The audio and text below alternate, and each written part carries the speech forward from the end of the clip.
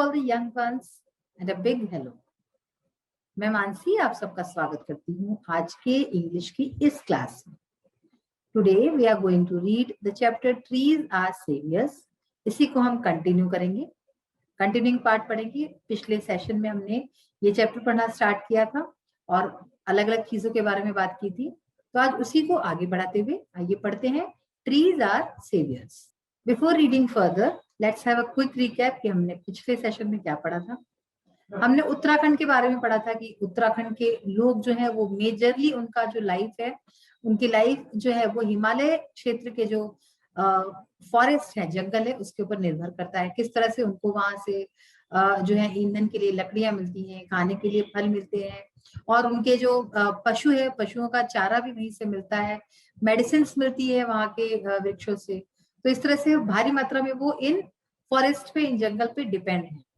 और इसके साथ ही ये जो जंगल है वो बाढ़ से, मृदाक्षरण से भी बचाते हैं मॉनसून के सीजन में, बारिश के सीजन में।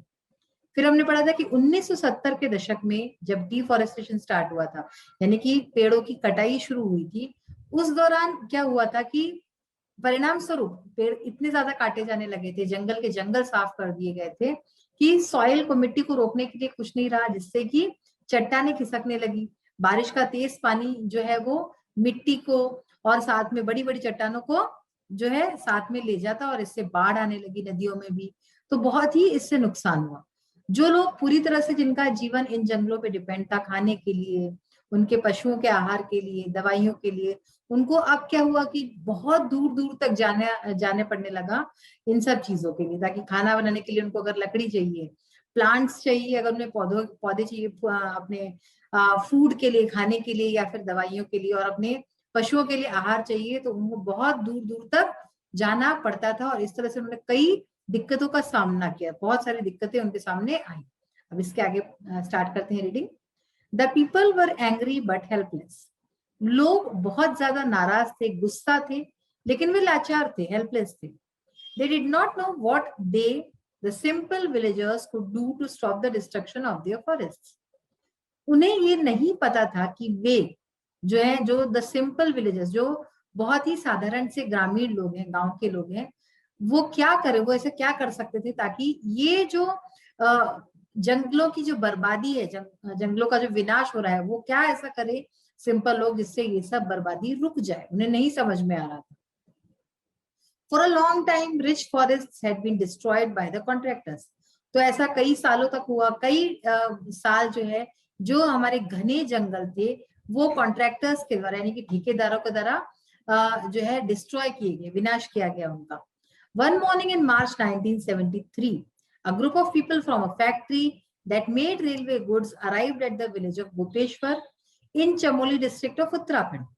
तो ऐसा ही एक सुबह आई, ऐसी एक सुबह मार्च 1973 की जो है, जब एक ग्रुप ऑफ पीपल, यानी कि एक लोगों का एक समूह आया वहां पे, एक फैक्ट्री से, एक कारखाने से आया, जिस कारखाने में रेलवे के गुड्स बनाए जाते थे, यानी कि रेलवे से संबंधित सामान बनाए जाते थे, वो इस गोपेश्वर नाम के गांव में आया। जो कि ये गोपेश्वर गांव कहाँ है? चमोली, जिला चमोली, उत्तराखंड में स्थित है। तो वहां पे ये लोग आए। वो लोग ऑब्वियस था कि वो पेड़ काटने से ही रिलेटेड कुछ करने आए थे। They had come to cut the ash trees. तो वे लोग वहां पे जो एश ट्रीज, यानी कि एक तरह के पेड़ होते हैं, तो ये एश ट्रीज को, एश के पेड़ों को काटने के लिए आए थे यहाँ पे। The wood was to be used to make sleepers for the railways in the plains. ये जो लकड़ी थी, इसका इस्तेमाल किया जाता था स्लीपर कोचेस बनाने के लिए रेलवे में, इन द प्लेन्स, यानी कि जो सतही जो इलाका होता है, वहां पे स्लीपर्स बनाने के लिए रेलवे को चाहिए था। The villagers requested the axemen to go back, but they refused to return. जो गांव वाले थे उन्होंने इन पेड़ काटने वालों से रिक्वेस्ट किया, उनसे विनती की, प्रार्थना की कि वो वापस चले जाएं, लेकिन उन्होंने, जो पेड़ काटने आए थे, उन्होंने वापस जाने से मना कर दिया, कहने लगे नहीं जाएंगे। The people decided that they would not let the axes touch the trees, no matter what happened. तो जो लोग थे, जो गांव वाले लोग थे, अब उन्होंने बहुत ही पक्का निश्चय कर लिया था कि वे लोग इन एक्सेस को, यानी इन कुल्हाड़ियों को जो है, पेड़ों को छूने तक नहीं देंगे। उन्होंने दृढ़ निश्चय कर लिया, नो मैटर व्हाट हैपन, चाहे इसके लिए कुछ भी हो जाए, चाहे उन्हें जान भी देनी पड़े, लेकिन वे जो है अब पीछे हटने वाले नहीं थे। They said, तो उन्होंने कहा, let us save our precious trees, let us hug them so that no one can reach them. तो इन गांव वालों ने अब कहा कि let us save our precious trees, कि अब चलो इन जो हमारे प्रीशियस ट्रीज है, हमारे कीमती वृक्ष है, इनको बचाएं, मतलब इनको बचाने का समय आ गया था. लेट अस हग देम यानी कि जिसे गले लगाते हैं हम, है ना, तो उसको हग बोलते हैं. लेट अस हग देम, आओ इनसे लिपट जाए, so that no one can reach them, ताकि इससे इसके पास कोई ना आ सके, इसको कोई भी रीच ना कर सके, यानी पहुंच ना सके इस तक, क्योंकि अगर आपको पेड़ काटने हैं तो फिर इन इंसानों को काटना होगा. And they all rushed forward shouting Chipko Chipko, और इस तरह से सारे लोग गांव के जो है फॉरवर्ड यानी कि आगे आए, चिल्लाते हुए, शाउटिंग यानी चिल्लाते हुए, चिपको चिपको, ऐसा चिपको चिपको चिल्लाते हुए ये सब लोग आगे आ गए. The axemen were frightened by the turn the situation had taken and they ran away. अब ये जो एक्समैन थे, एक्स का मतलब क्या होता है, कुल्हाड़ी, और मैन यानी कि आदमी, तो जो कुल्हाड़ी लेके जो आदमी आए थे पेड़ काटने को, जो लोग आए थे वे लोग डर गए, फ्राइटेंड यानी डर गए. Bye the turn the situation had taken, ये जो परिस्थिति में अचानक से बदलाव आ गया था, सिचुएशन यानी क्या होता है, परिस्थिति, तो जो परिस्थिति में अचानक से बदलाव आ गया था, इससे जो पेड़ काटने वाले लोग आए थे वो डर गए.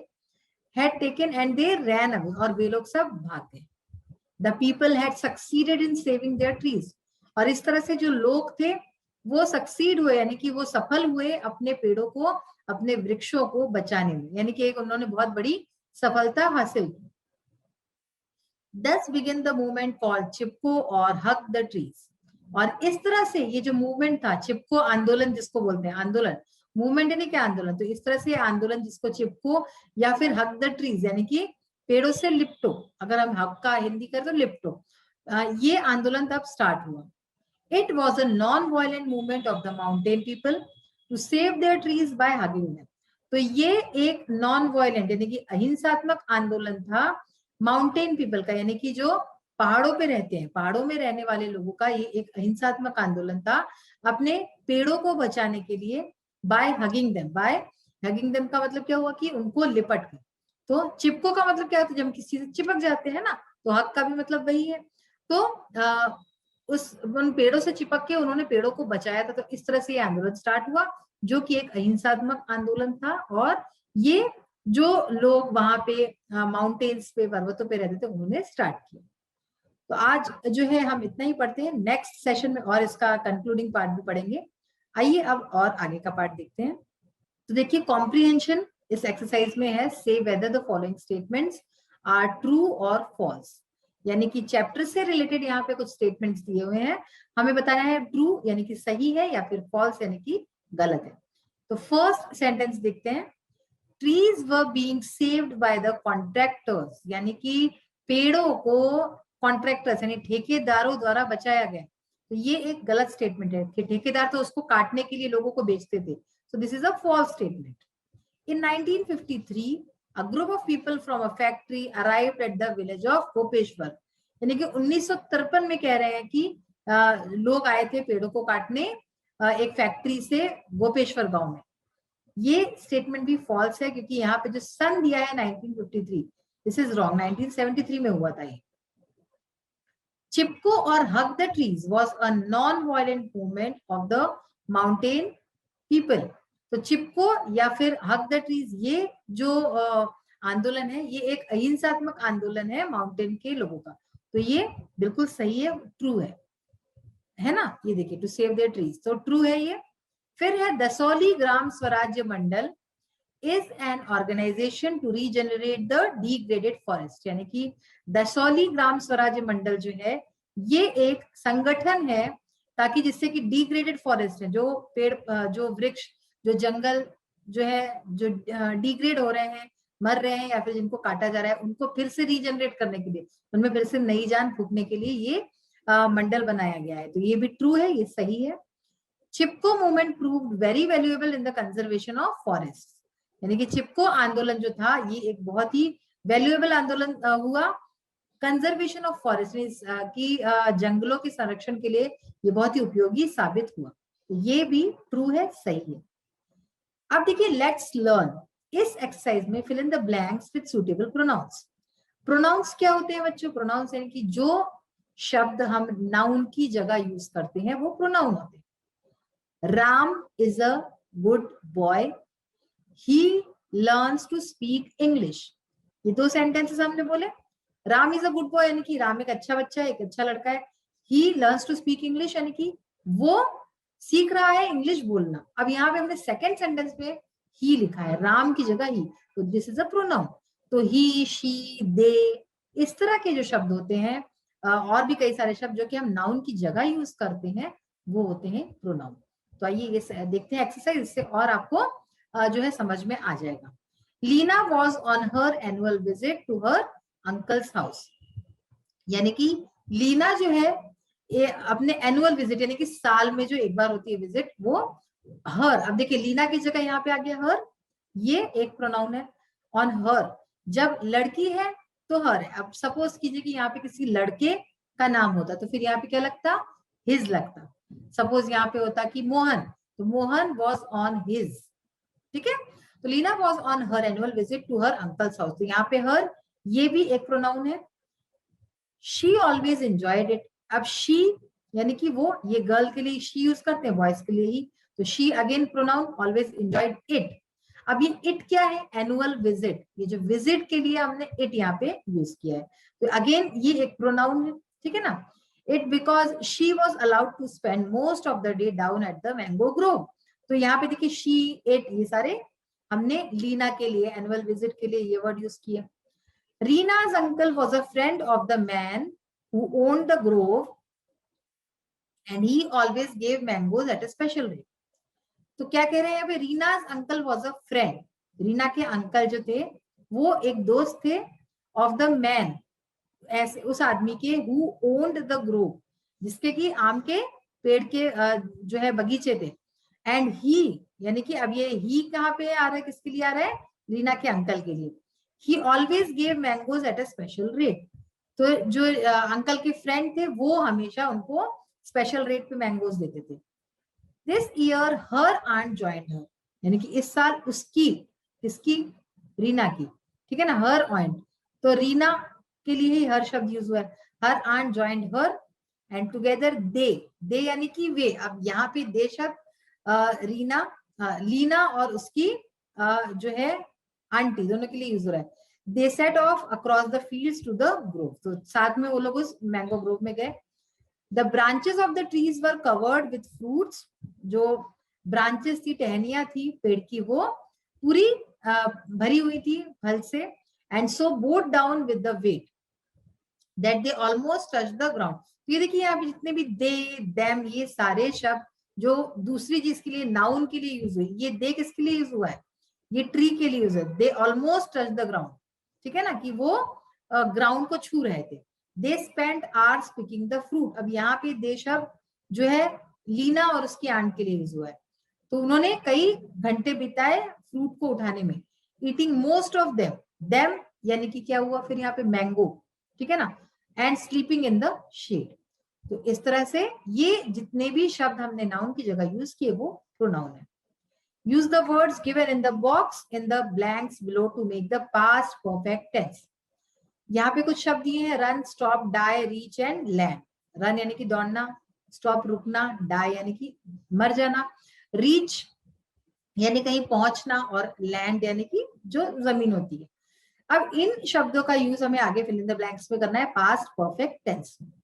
पास्ट टेंस यानी आपको पता है कि जो अपना भूतकाल होता है उसको हम पास्ट टेंस बोलते हैं।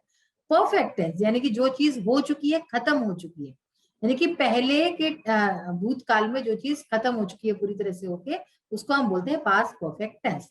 तो यहाँ पे हम हैड का यूज करते हैं, ज्यादातर सेंटेंसेस में हैड का यूज करते हैं।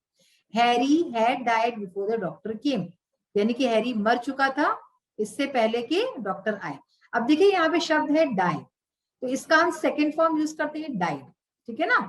तो हैरी हैड डाइड, तो पास्ट पार्टिसिपल, इसको हम क्या बोलते हैं, जहां पे ईडी लग जाता है वहां पे हम पास्ट पार्टिसिपल बोलते हैं। तो Harry had died before the doctor came. The rain had stopped before you arrive, तो बहुत सिंपल है, आपने सिर्फ हैड लगाया और जो वर्ड है उसमें अपने ईडी या फिर डी लगाया, है ना। तो पास्ट पार्टिसिपल बन गया। फिर सेकंड फॉर्म, रेन यानी कि बारिश रुक चुकी थी इससे पहले कि तुम आओ, बिफोर यू अराइव, तुम आते। I had reached the school before the bell rang, यानी कि बेल रैंग हो, घंटी बजे इससे पहले मैं स्कूल पहुंच चुका था। There was a storm after the plane had landed, plane land हो, प्लेन जो है जमीन पे आए, इससे पहले एक बहुत बड़ा तूफान आ गया था। The thief had run away before the police came, police आए इससे पहले चोर भाग चुका था। सो अब आपने देखा कि यहाँ पे इस तरह से आपको हैड का यूज करके वर्ड्स का जो है फिल इन द ब्लैंक्स में यूज करना है। तो बच्चों आज कई सारी चीजें सीखी हमने, और नेक्स्ट जो सेशन है उसमें हम और इसको फर्दर देखेंगे और ध्यान से समझेंगे। आज का सेशन हम यही फिनिश करते हैं, नेक्स्ट सेशन में फिर मिलेंगे। तब तक के लिए have a good day, take care of yourself and your family, bye.